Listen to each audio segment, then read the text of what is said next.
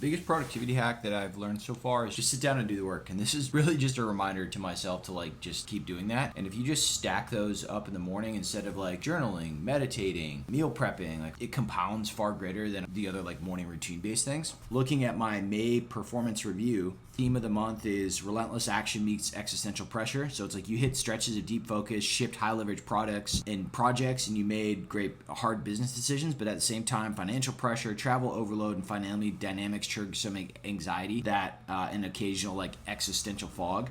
And you oscillated between being on fire and then being backed up or clouded, revealing a need for structure, decomposition, and redefining your long game. I'll put all my reflections down, and then at the end of the month, upload the transcription to ChatGPT. So I'll snap a photo after I write each journal entry. I'll edit it a little bit. I'll save it in Notion. So in each month, I've got the whole running journal list. And then I'll use that as fodder for executive development with ChatGPT. So I upload to ChatGPT and I'm like, hey, pretend like you're a performance coach, help me identify patterns, blah, blah, blah.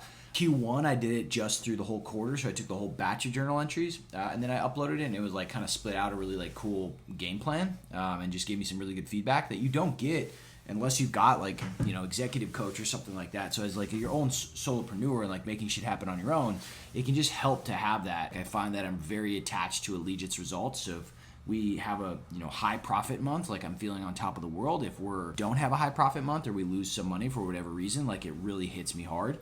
When I get cluttered and fragmented, it definitely throws me for a loop. So it just was identifying some of those challenges just from a personal organization standpoint, feeling backed up. And then another one is over-identification with results, where external metrics often hijack my moods. So whenever I have a complex project that has a bunch of different things to get done, and I need to either do it myself or I need to get my staff involved in helping out or multiple stakeholders in, I use Scrum.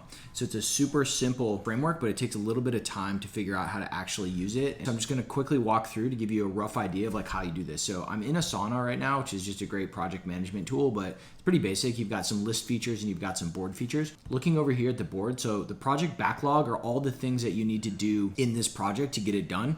So it could be publish website, train sales team, operational efficiency of some landing page or something like that. Right? Day one, you've got all the stuff that you need to do on a whiteboard or whatever, and then you just get all the different ideas out there, and then you plug them into this project backlog. Then you're going to prioritize by value. So high, medium, low, super simple like that. And then you're also going to prioritize by an estimate of how difficult that you think that this project is, right? So I've got these story points over here, which I asked ChatGPT about the Fibonacci sequence. That's what they recommend to use for this. So you can see how many points you're able to estimate that this one thing would be. It goes from 1 up to 21. So 1 is a tiny task, 21 is massive, break it up into smaller pieces. I've got the project backlog, doing and done. In every 1 week or every 2 weeks, you're gonna break up these sprints, right? And you're gonna say okay, I'm gonna move these highest value things. So the ones that I've said that are the green ones. So you can see over here, I've got high value, low value. I'm looking for the highest value and the lowest amount of work, and I'm going to move those things to the front so I can get immediate momentum on really high value things that are going to impact the business, right? And so you start knocking those out, and you do it in a week sprint.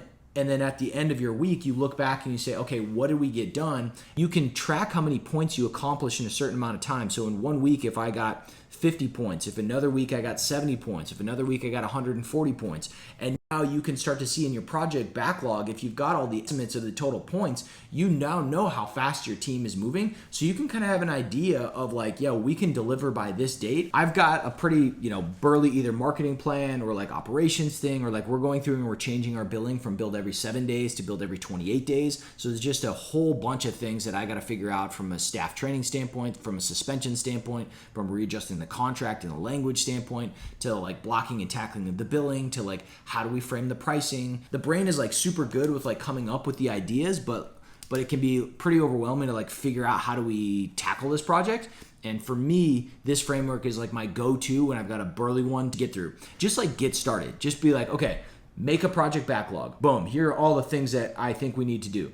Prioritize by the highest value and the lowest amount of effort. If you want to use the Fibonacci sequence, do it. If you're more hey, this is a small, medium, and large effort, that works totally fine too, but you're looking for low effort, high value. And so you move those into your sprint to do, and then you only do those things for that week. The thing is don't constantly move other stuff into your doing your sprint, because you want to get an idea of how good you guys are at planning your sprint work and then how fast you are able to get those things done. And then you evaluate on a weekly basis, and that's just the rhythm, and you just keep chipping away at these things. We are nearing the end of launching our new intro offer. We did a beta test, we did another beta test, we've redesigned the landing pages, we've rebuilt the funnels, we've retrained the staff, and this has been like a 6-week project, and it has been super burly, but now we are getting towards the end of it, and we're starting to see some really good results.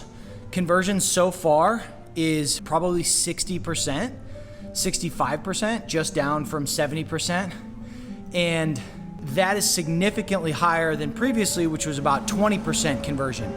So just at the end of the funnel, we're already seeing a much better number than before. Now it could be a bit of a beta test halo effect where maybe because we're testing this and maybe there's slightly a bit of a higher conversion, but honestly, I think as we streamline this even more and we really start to groove it into our system and get better and better, conversion is either gonna stay there or only gonna go up. The part that I've been spending the most time now is on building the dashboard.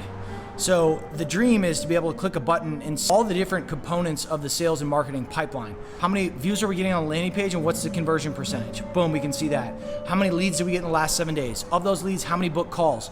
Of those booked calls, what are the call statuses? Are they completed or are they scheduled or are they no-showed? Of the completed phone calls, how many of which have closed? Of the people that have closed, how many are active? Of the people that are active, are we managing that through the customer service and getting them to sign into appointments and doing a good enough job through that?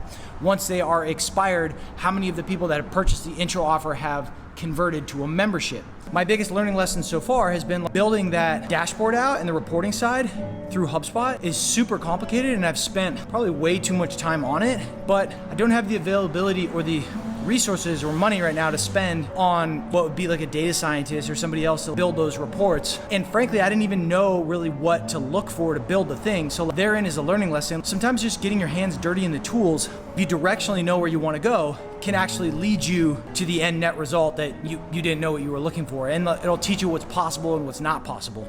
And so I will never launch another big initiative without beta tests, which basically get enough of the idea there, get it in the hands of the users, immediately get feedback, have calls to see how you can improve it, what went smoothly, what didn't, and action is your guide. And action is the thing that will get you to the end result that you want.